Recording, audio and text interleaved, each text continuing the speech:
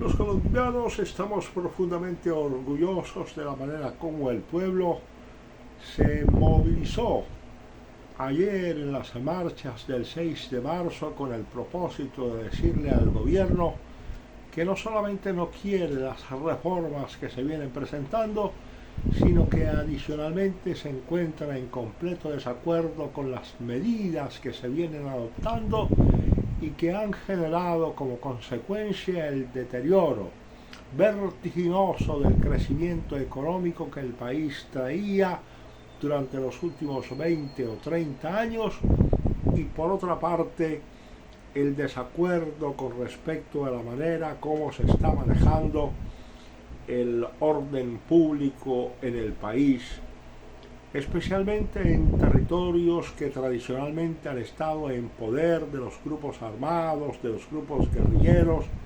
y de las organizaciones criminales.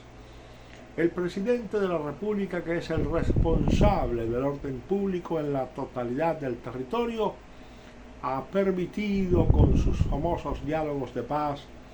pero especialmente con sus acuerdos de cese al fuego, que las guerrillas, las fuerzas insurgentes y las organizaciones criminales tomen posesión de partes o de porciones importantes del territorio, con lo cual el presidente de paso está violentando artículos vertebrales de la Constitución Política de Colombia. Si al presidente se le confiere la facultad por parte de la Constitución Política de mantener el orden público en todo el territorio nacional, y el presidente de la República no se muestra capaz de mantener en todo el territorio nacional el orden público, es evidente que el presidente de la República, como cabeza del gobierno, no está cumpliendo con sus funciones constitucionales. Ora porque sea incapaz de hacerlo, ora porque tenga el propósito deliberado de dejar al desgaire esas porciones del territorio colombiano para que sean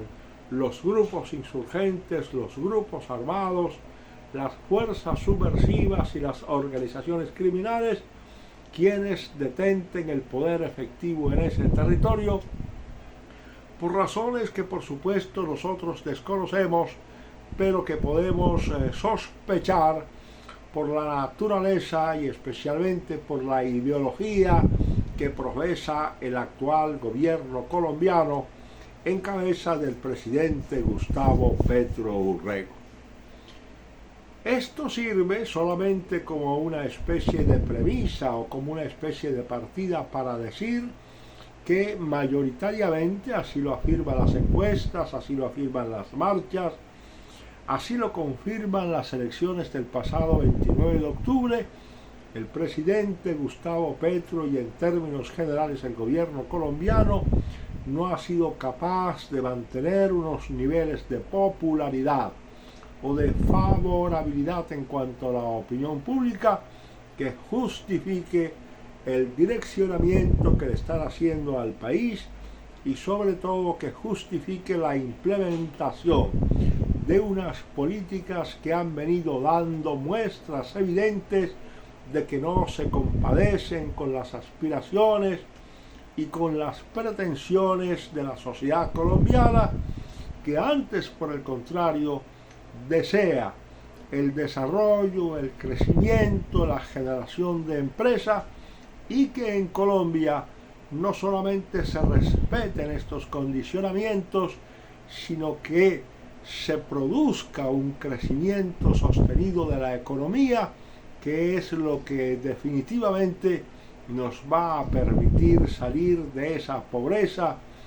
de siglos que hemos tenido los colombianos, en cuanto que nuestra economía parece no haberse desarrollado en términos lo suficientemente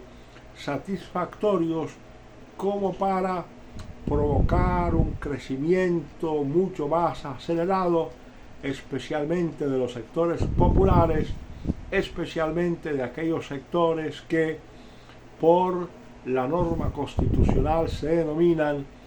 sectores poco favorecidos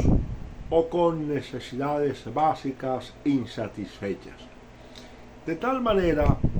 que no nos causa otro sentimiento distinto, sino aquel de una satisfacción inmensa,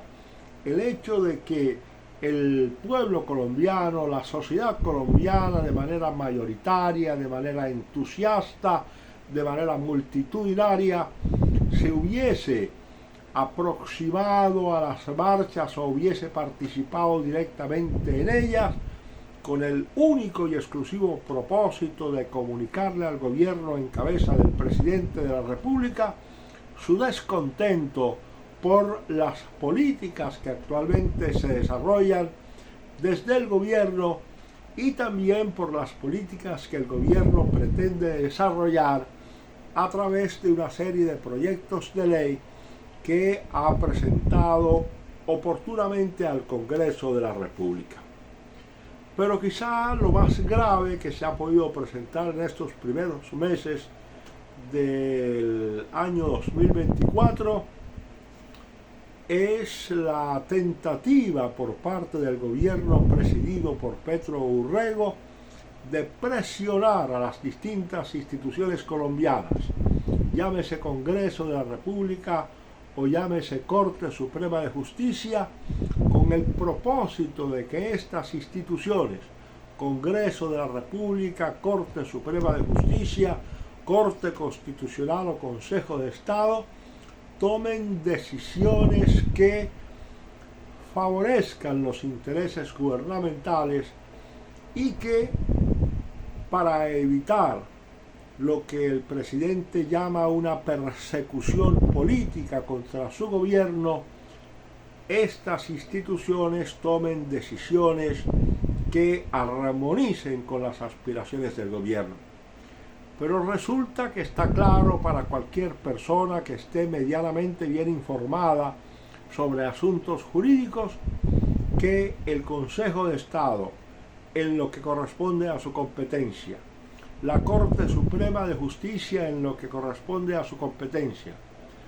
la Corte Constitucional en lo que corresponde a su competencia, tienen la obligación de decidir en derecho cuando una decisión del presidente de la República, independientemente de que sea un decreto ordinario o de que sea un decreto extraordinario, rebasa las facultades otorgadas por el constituyente al gobierno, y en esos casos será necesario decretar la inconstitucionalidad o la inexequibilidad de la ley o del decreto que el gobierno expide